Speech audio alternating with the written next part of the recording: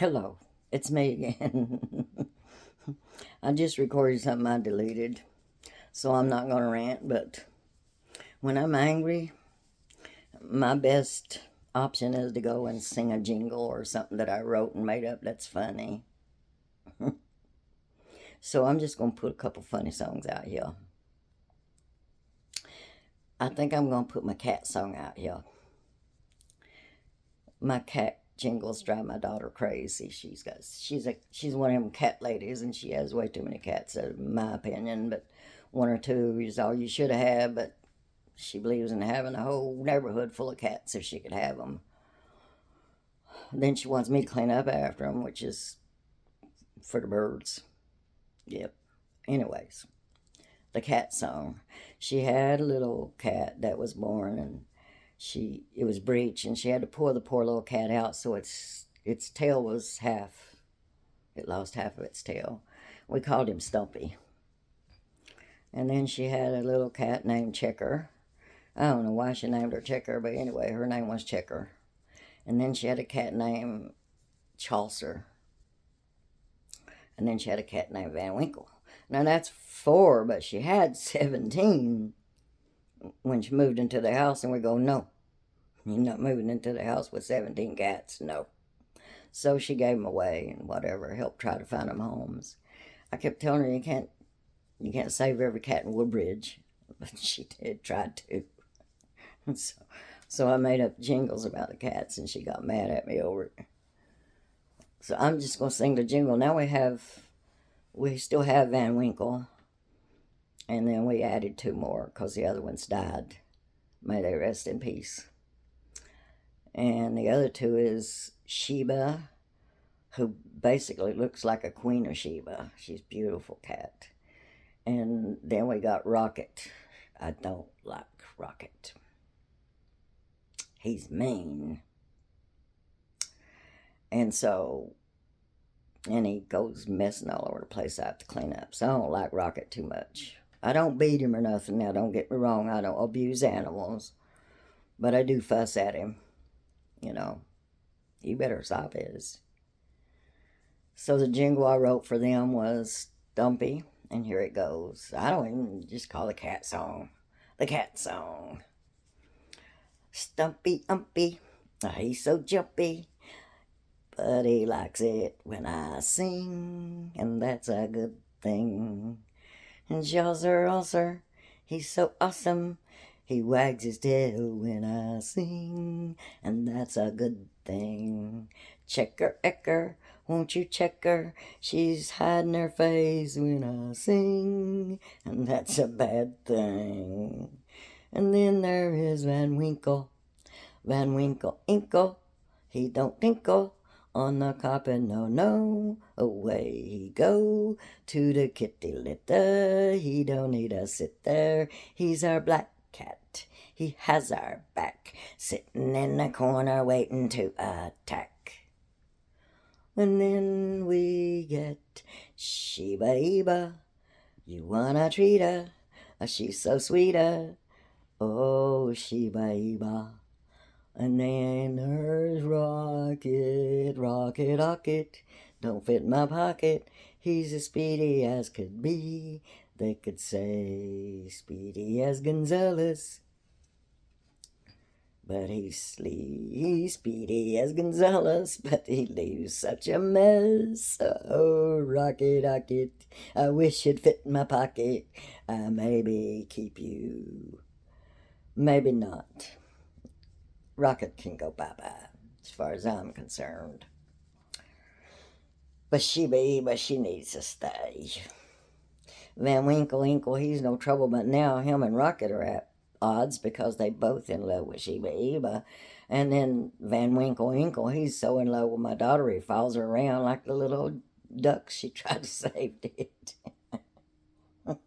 We was renting an apartment in Arlington, Virginia, a high-rise apartment, fourth floor, I think, maybe. And she got these little ducks, and I kept telling her, Angel, you can't have ducks in an apartment, honey. Oh, yes. And she took him, they would follow her. It was just so cute. She was adorable. She was adorable, beautiful little girl. And she would just walk, and them little ducks would just follow her. And so she went out on the balcony, and the ducks followed her out on the balcony. One of them got too close to the balcony and fell off. Broke her heart. That's when we took the ducks to Burke Lake and set them out. So Burke Lake got some duckies. But it was just adorable watching them ducks follow her around. And then Van Winkle follows her around too. And if she don't let him in her bedroom when she goes to sleep at night, he'll sit there and whine at that door. Anyways, I used to be that way when I was little. My brother told me I had a little cat on each shoulder everywhere I went when I was little. And I remember Mommy getting mad at me and saying, you can't take in every cat off Knox Creek, Kate. You just can't. But when one of them got sick, she'd be out there trying to heal it. She was a healer. She is mean. If you made her mad, I wouldn't want to be in her way. But when it come to healing, she knew her stuff. She knew her herbs. And she learned it from great-grandmother Mary Elizabeth Mullins and from a Cherokee family that lived across the way from us before they were murdered. That's it. That's my jingle. Hope you enjoyed it. If you didn't, just say that to me. If you do, enjoy it. Subscribe, please. My grandson, he was my grandson, but it's kind of up in there. I don't know. Anyway, one of my grandchildren told me that if I got 1,000 subscribers, they would buy me a microphone, cordless microphone that you could fit on your pocket, and you don't have to hold it. So I could dance and move around and sing if I ever perform again. I don't know. My daughter has discouraged me. She don't want me to try to perform. She hates it. She hates it with a passion, but the songs, they just won't leave me alone. And the newest one is special to me. To her, she don't want to hear about it. And it's frustrating, My sister Lassie, may she rest in peace, was the most beautiful woman. She walked down the streets of Grundy, Virginia. People turned heads and looked. She's beautiful. And she could sing gospel songs. Oh, my God. Her New Von Bailey. Well, New Von Justice Bailey, my first cousin. She and my sister Lassie could sing gospel songs, and it would make the hairs raise on your arms. That's how beautiful they could sing. But Lassie got married to a butthead Ratliff man. I liked him when I was little, but then I found out what he was doing to my sister, and I didn't like him no more. When I found out he beat her all her life, I didn't like him no more. And I asked her, why, Lassie, don't you leave him? She said that I could move away from down there, but they couldn't. I imagine she was referring to that I'd gotten an education and I'd went out and worked and I knew how to survive without a man, and they didn't. Is maybe what she was referring to. But Junior, he ain't resting in peace. Ain't nobody that could be as evil as that man. Rest in peace. I'm sorry. I don't feel so. But I don't know. I don't know. We don't know who's going to heaven or hell, but let's just say if he goes to heaven, please send me to hell. That's the way I feel about that man. I mean, he pulled a gun on me, unregistered gun, one that had been made specifically for him.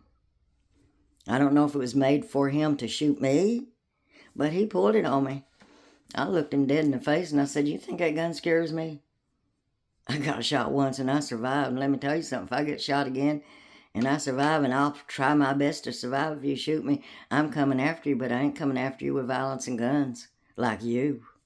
I'm coming after you with the law, and I'll take every dab blame cent of money you got in your bank. I'll take every piece of land you got. I'll take everything you got and your reputation. So go ahead, pull that trigger. Or my sister could remember all those beatings you gave her and raise that big old arm up there and knock that gun up and you shoot your own dad blame self. Or the great spirit up above could see you and say, well, she's a good person. I don't think you ought to shoot her, and make you have a heart attack and drop dead before you pull the trigger. So go ahead. Pull the trigger, please. Make sure you hit me right here, because if you don't, you're screwed. And my sister stood up at that point and she said, Junior, get that gun back in your room. And he took the gun back in his room. I'd like to know who made that gun for him, and if they knew me. If I'd said something that may have insulted them because I told the truth. I ain't afraid of guns. I ain't afraid of being shot. I ain't afraid of death. I welcome every morning. I wake up and say, why the hell did you wake me up again? Please, let me go. Be done with this world already. I don't know why people fear death so damn much. It's a release. If you're fearing death, you probably did some horrible things in your life you ain't proud of. And that's what it is. Now, that's the way I feel about death. I ain't worried about death. And guns don't scare me, so if the dumbasses in Florida think I could be scared by a gun, they're full of it. You don't scare me. You don't scare me one bit. I ain't scared of nobody, but I ain't even scared of death. And death, everybody's scared of death. I ain't scared of death. I want it. Please. I'm done. I'm done. I ain't going to kill myself because I don't believe that's right either. You know, I got to go naturally or whatever, or somebody could take my life. Please, somebody, go ahead. Right here.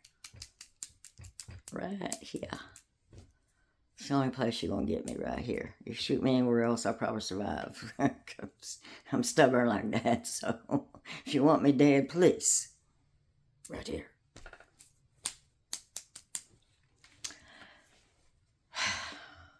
Jingles. Now, when I was on radio,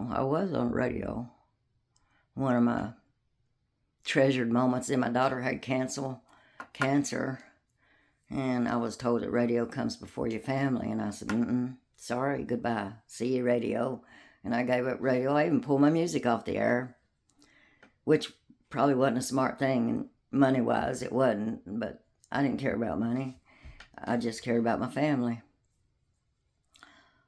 Of course, now my daughter throws it up to my face that I was never successful in music. How's that so? I had no music education whatsoever, none, zero. I wrote a song.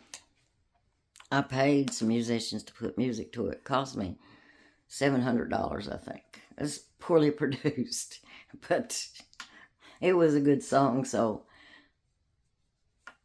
how could I not have been successful when I got a job on the radio? Opened the show with a song that I wrote. And it went over good. I mean, people, when I went back to get my final paycheck, the owner's wife asked me if I'd left my CD. She said that people had been wanting to hear it. I said, no, I did not, and I won't give you one. I won't allow your station to play my music. Anytime when my daughter is taking chemo, that your husband tells me that radio comes before my family, I won't give that radio station permission to use my music to make your ratings go up. Apparently, when I went on the air, the ratings started shooting up, and they went to Nashville. First time they'd ever been in Nashville. They come from Nashville and did a story about us, wrote it up in the paper called Country Plus. They're probably not in business anymore. Maybe they went out of business because they printed a story with me in it. So I don't know. I think they may be out of business now. But my mom had that copy of that article they wrote about me in a book she saved for me. And I didn't have that. She had a newspaper clippings where I'd been in a softball tournament and went to Florida. I didn't have that. She had a picture of me from the vinyl. I still have one of those, but she had a picture of me as a CD in this book. And all this she put together, and when I went to stay with her before she died, she said, "This is yours." And I looked at it and I said, "Mommy, I didn't know you saved all this stuff." I never knew she was proud of me. She wasn't one to say, "I'm proud of you." So you never knew if she was proud of you or not. And so I never heard, "I'm proud of you, Kate." Never. She did go to my graduation at college, though. Only 2 people went out of my whole family, and that was my sister Grace, which is the one that took all my articles out of that book and put in obituaries. I don't really care who died down there. I don't know those people anymore. I moved away when I was 16. I would rather have the book that my mom put together for me. That's what I'd rather had. But and Grace, I loved her to death. God knows I did. She helped me get through college. Her husband and her boys did, fixing my cars and stuff. And although it wasn't one-way ticket now, because every time I was working and going to college, I was working 2 jobs and going to college. I worked at the college and I worked at Long John Silver's in Williamson, South Williamson. And I opened that store with a guy named Matt, and he was a good manager. He was excellent manager. But now whoever's managing that, I went in there when I went down to visit. I wouldn't go in there for nothing. Apparently whoever's managing that is skimming, because you're supposed to change out the vats. You're supposed to have 2 vats, one for fish and one for chicken, and you're not supposed to mix them. You're not. And Matt, when he opened that, he clean, man. He kept that place spotless. I walked in there, it was so dirty I was afraid to sit down. It smelled so dang bad. I walked out. It was all smoky. Apparently the fans were all clogged up, wasn't cleaned. If you don't clean them fans, it don't keep the air clean. And that I walked out and didn't buy a thing. I said, I won't go there no more. And I went to a Burger King in Pike County, Pikeville, Kentucky. Whoever's managing that place, we found a hair or a wire. It was either a thick hair or a wire in our burgers. And I went over and showed it, and it just so happened they were down there sending somebody to investigate the store. You know how they come around to see how you're following procedures. I didn't know that's who it was, but when I walked up, she gave us a free burger and everything, but damn blame, you know. Come on now, people. Management is the answer. If you got a bad manager, your store ain't going to be profitable. It ain't. You got to have an honest manager that ain't going to be jipping from the penny pot, because you have petty cash and they can skim from that easy, but you got to have somebody that's honest and ain't going to do it, you know. So I was a manager, assistant manager before, after I graduated college, which my ex-husband told me I wasn't smart enough to do. I showed him, didn't I? And I heard that people at Fort Belvoir listened to my show when I was on the air. So I felt Belvoir, you listened to it. Other Army stations probably did too, because we were right by the Marine Corps station, and that station always promoted military. So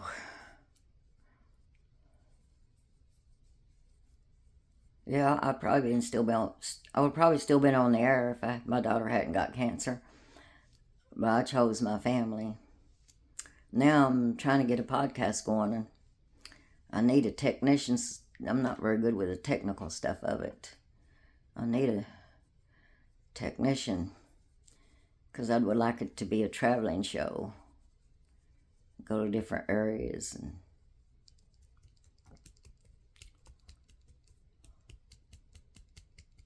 But I have at least one person who said they would sponsor me. One business said they would sponsor me.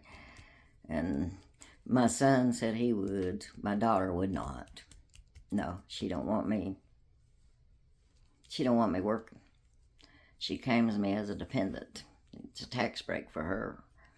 So I'm debating on what I should do next. Now this is boring. And I know y'all don't want to be bored, so goodbye. Peace, love, harmony. I wish I could sing harmony.